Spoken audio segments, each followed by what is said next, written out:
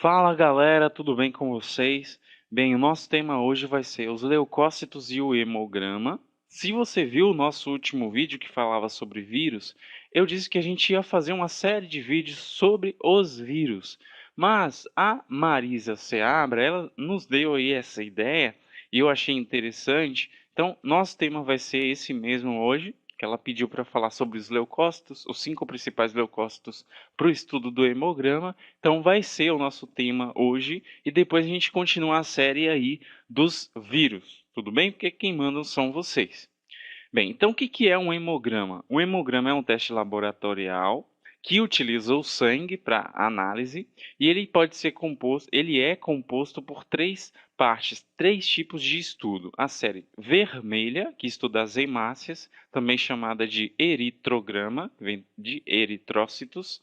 A série branca, que estuda os demais elementos, que são os leucócitos, ou leucograma, então, e também a série plaquetária, ou plaquetograma. O hemograma, então, é composto por esses três tipos de estudo. No hemograma, a gente utiliza também os chamados valores de referência. Como o próprio nome diz, são eles que eu utilizo para saber se o paciente está produzindo mais, se está produzindo menos, se está normal. E aí a gente vai conseguir laudar. Então, nossos personagens de hoje vai ser aí o neutrófilo, o eosinófilo, basófilo, o linfócito e o monócito. São os 5 principais leucócitos, tudo bem? Esse primeiro grupo aqui, eles são chamados também de granulócitos, isso pela quantidade de grânulos que eles possuem. Os outros dois, o linfócito e o monócito, são chamados agranulócitos, porque não possuem os mesmos grânulos que os primeiros possuem, tudo bem? Então, nesse vídeo a gente vai falar da morfologia de cada um, da quantidade, incluindo, como eu já disse aí, o valor de referência, e a qualidade, incluindo também, claro, as anormalidades que essas células podem apresentar no hemograma. Bem, e o nosso primeiro personagem, então, é o neutrófilo, que é uma célula arredondada, de citoplasma irregular, isso porque não é totalmente redondo. O neutrófilo, ele possui as granulações chamadas de granulações específicas ou granulações secundárias, que são granulações mais finas. O neutrófilo também ele possui aí um núcleo que pode possuir entre 3 a 4 lóbulos. Esse aqui, por exemplo, tem 3 lóbulos. 1, 2, 3. O neutrófilo também é conhecido como fagócito, exatamente porque a sua principal função é fagocitar, digerir micro-organismos invasores, e também é chamado de polimorfonuclear, exatamente por essa capacidade de ter um número diferente de lóbulos no seu núcleo. Os neutrófilos, pessoal, no nosso hemograma, tem aí como valor de referência 45 a 75% dos leucócitos. É a célula de maior representação no hemograma, claro, entre os leucócitos. Quando a gente tem uma situação onde ultrapassa esse valor de referência, por exemplo, 79% de neutrófilo, é uma condição chamada de neutrofilia, que é o aumento superior ao valor de referência que a gente tem. A neutrofilia está principalmente relacionada a infecções bacterianas.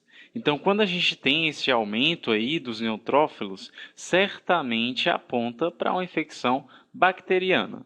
Principalmente, porque pode ser para outros fatores também, certo? Bem, aqui então temos as chamadas alterações qualitativas do neutrófilo, que no caso são algumas, e a primeira que eu vou mostrar é sobre o número de lóbulos que essa célula pode possuir. Bem, uma informação importante antes. Quando o neutrófilo ele tem só um lóbulo, pessoal, aí já não é uma alteração qualitativa. Essa é uma célula chamada de bastonete, que a gente vai ver um pouco melhor logo mais, e ela antecede normalmente o neutrófilo. É uma célula que vem antes do neutrófilo. Mas Quando o neutrófilo ele tem aí 2 lóbulos, que é abaixo do normal, que são 3, a gente tem uma condição chamada de hipossegmentação, ou seja, pouca segmentação.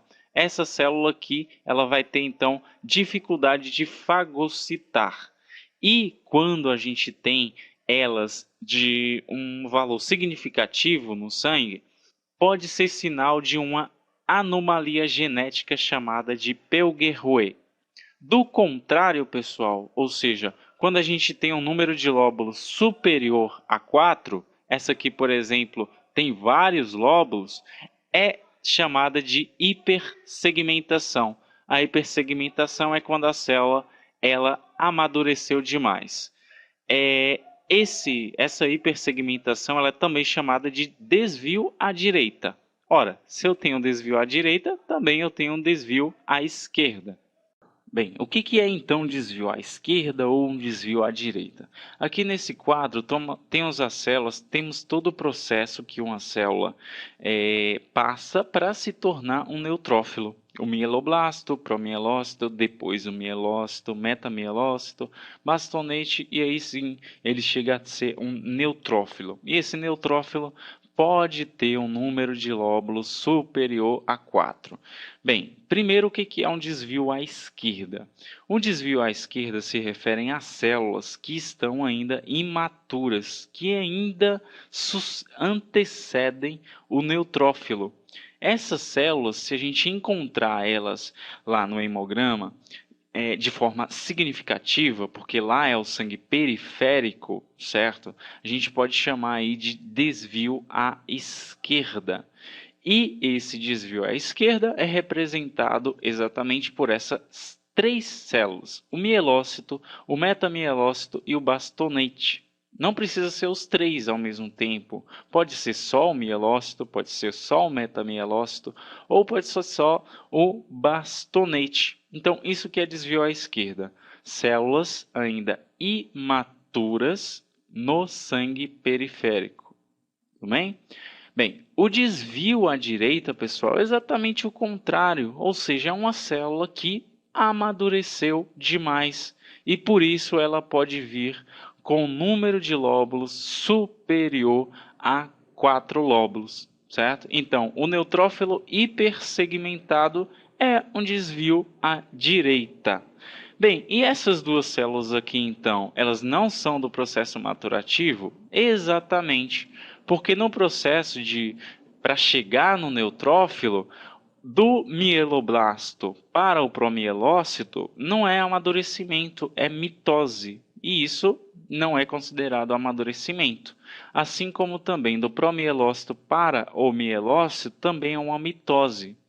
Só é amadurecimento, o neutrófilo só entra no processo de amadurecimento propriamente dito do mielócito até o próprio neutrófilo. Tudo bem? Então, essas duas células aqui, se encontradas no sangue periférico, não é chamado de desvio à esquerda, muito menos à direita. Se a gente encontrar elas, podemos dizer que está havendo uma patologia medular, porque essas células só são encontradas na medula óssea. Doenças medulares aí, como a própria leucemia. Bem, então o que causa, o que pode acarretar no desvio à esquerda? O desvio à esquerda, pessoal, está relacionado a infecções agudas, como por exemplo infecção urinária, infecção intestinal ou ainda uma pneumonia. Bem, já o desvio à direita, ele pode ser acarretado aí por anemia megaloblástica. Também é comum em pessoas de idade avançada e também gestantes, tudo bem? Então, nesses pode ocorrer aí, verificar os neutrófilos hipersegmentados. Bem, outra alteração qualitativa aí do neutrófilo, pessoal, são as chamadas granulações tóxicas. No início do vídeo a gente falou que o neutrófilo ele possui granulações que são finas, mas em algumas situações essas granulações podem se tornar grosseiras, até mesmo dificultando aí a visualização do núcleo. E essas situações são intoxicação aí por metais pesados, como por exemplo o próprio chumbo, queimadura de terceiro grau também pode acarretar, e também situações de sepse, que são as infecções bacterianas generalizadas. Essas bactérias produzem toxinas e elas acabam se acumulando. Nosso próximo personagem é o eosinófilo, o senhor eosinófilo. O eosinófilo, pessoal, também é uma célula arredondada de citoplasma irregular. Ele possui as granulações, suas granulações secundárias são maiores do que a do neutrófilo. São até chamadas aí de granulações mais grosseiras. Essa célula está envolvida aí no combate a parasitas e também se manifesta nas alergias. O eosinófilo, ele tem uma quantidade de lóbulos no seu núcleo que pode estar presente entre 2 a 3. O mais comum é que seja em 2, e são raras as situações em que a gente encontra essa célula com mais de 3 lóbulos. Tudo bem? O eosinófilo possui aí no hemograma um valor de referência de 1 a 5% dos leucócitos. Um quadro onde a gente tem um valor superior de eosinófilo na corrente periférica, a gente chama de eosinofilia. E outra coisa que eu não falei para vocês é que o eosinófilo ele possui essa coloração aqui alaranjada, que nos ajuda a diferenciar ela de outras células, dos outros leucócitos. Então, grave esse detalhe também. Então, a eosinofilia, como a gente já tinha colocado, está relacionada à reação contra parasitas. Essa célula é muito eficaz no combate a esses parasitas e também está envolvida em alergias. Uma sinusite, por exemplo. Se você tem essa patologia, certamente que no seu sangue periférico você vai ter uma quantidade superior de eosinófilo. E é claro, a eosinofilia também pode ocorrer em doenças mieloproliferativas, que são doenças que fazem com que a gente produza de forma exacerbada os leucócitos. Por exemplo, uma leucemia pode acarretar também uma eosinofilia, porque vai aumentar o número das células. Bem, em um quadro em que a gente tem um valor diminuído de eosinófilos, não apresenta nenhuma manifestação clínica. É até comum em alguns hemogramas que a gente nem encontre essas células, tudo bem? Então ela só se manifesta realmente nos quadros aí patológicos, nos quadros de alergia e também de parasitose que a gente já falou. E o próximo aí é o basófilo, é uma célula arredondada também, como as demais que a gente já falou. O detalhe do basófilo, pessoal, é que as suas granulações são muito mais escuras e muito mais grosseiras do que os leucócitos que a gente já falou, impedindo até que seja localizado qualquer evidência de núcleo, como é muito grosseira a sua granulação. Os basófilos, eles estão envolvidos aí também em processos alérgicos. É uma célula que também fagocita, embora essa não seja sua principal função. É importante no processo inflamatório essa célula. Ela ajuda nesse processo inflamatório que é importante no combate aos agentes invasores. No hemograma, pessoal, o basófilo possui de valor de referência entre 0 a 2. A condição onde a gente tem um valor superior desses basófilos, 3%, já é basofilia, por exemplo. A basofilia, como a gente citou, é uma condição que é encontrada em processos alérgicos, processo inflamatório, em transplantes e também doenças mieloproliferativas, como exemplo aqui a leucemia mieloide crônica, uma hiperproliferação das células e consequentemente também do basófilo. A condição, até pelo próprio número de referência, certo, de 0, é muito comum que a gente não encontre nenhum basófilo, porque é uma condição que não manifesta também nenhum quadro clínico. Então é normal que não haja basófilo no hemograma. tudo bem? Na contagem diferencial, na contagem dessas células. E outro detalhe aí importante sobre o basófilo é que no tecido ele se diferencia em uma outra célula, chamada de mastócito. Note que o mastócito ele possui ainda mais granulações mais grosseiras. A gente até em outro vídeo falou sobre o mastócito. Se você não viu ele, clica aqui nesse link que está aparecendo, que você vai entender um pouco mais sobre essa célula. E chegamos então à série dos agranulócitos, ou seja, os leucócitos que não têm grânulos, certo? Iniciando aí pelo linfócito. O linfócito é uma célula menor que os outros leucócitos que a gente já falou, e ele praticamente não tem citoplasma, pessoal. O núcleo quase que toma toda a célula. Esse núcleo é bem mais arredondado do que os outros que a gente já falou. O linfócito, ele divide aí entre linfócito T e B. Se você ainda não viu sobre essas duas células, clica aqui nesses links que a gente vai deixar. Tem vídeos, uma porrada aí de vídeos sobre os linfócitos, que é interessante também ficar atento. No caso do linfócito B, essa célula ainda se diferencia em plasmócito, que é uma célula que possui uma extensão citoplasmática maior, e o seu núcleo ele tem como se fosse uma roda de carroça. O linfócito, ele tem no hemograma, esse aqui é claro, ele tem como valor de referência entre 20% a 40%. A situação onde a gente tem o linfócito em um número maior que a referência, a gente chama de linfocitose.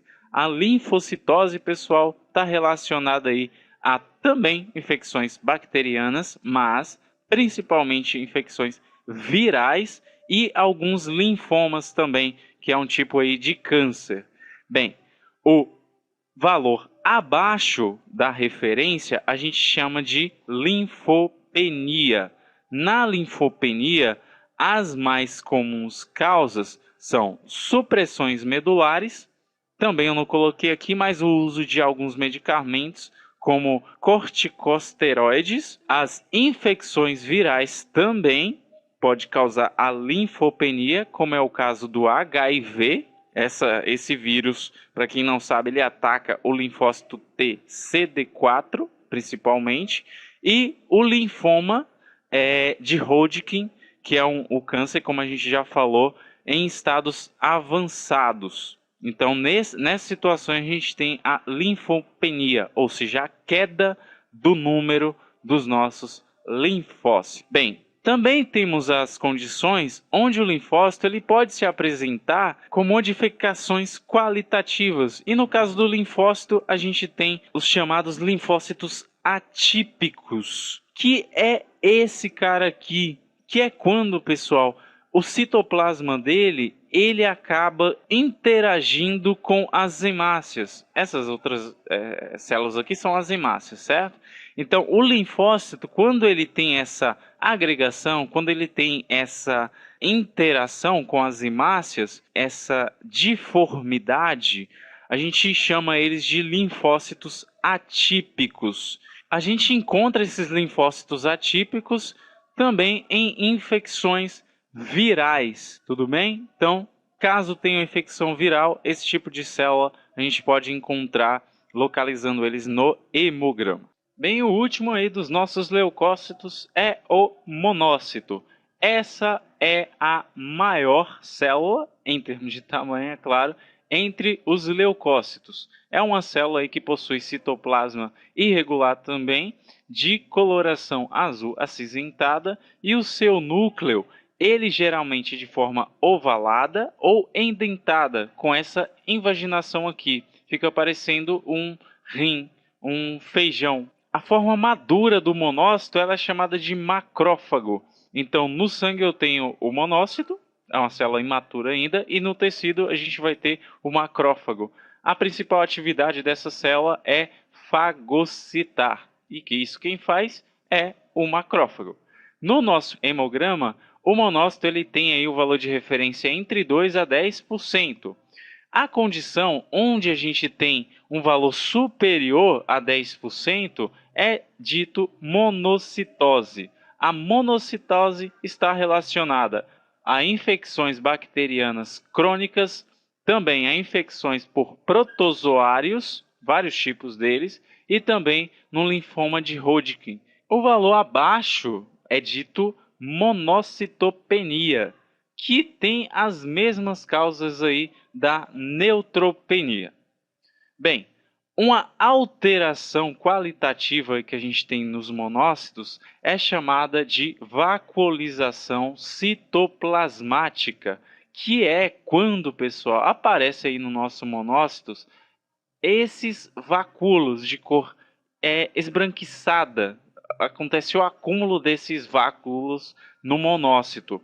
Essa situação é decorrente aí de infecções bacterianas, está em todo lugar as bactérias, essas infecções de forma aguda. Essas vacuolizações também podem estar presentes no próprio neutrófilo também, tudo bem? É isso então, pessoal. Esses são os principais leucócitos que a gente estuda aí no hemograma. Usamos para fazer esse vídeo. Todas as referências estão nesses dois livros aqui, que é o Fundamentos em Hematologia, do Hofbrand, e o tradicional Hematologia, da Terezinha Lorenzi. Então, se você gostou aí desse vídeo, se eu te ajudei de alguma forma, deixa aí o seu like, é muito importante. Compartilhe esse vídeo no maior número de redes sociais que você puder. Se ainda não for inscrito, se inscreva aí nesse botão que está aparecendo de se inscreva. Se tiver alguma dúvida, deixa aí nos comentários. Qualquer pergunta, qualquer ideia sobre um novo vídeo, pode deixar também nos comentários. Um forte abraço aí para você que acompanhou esse vídeo e até a próxima.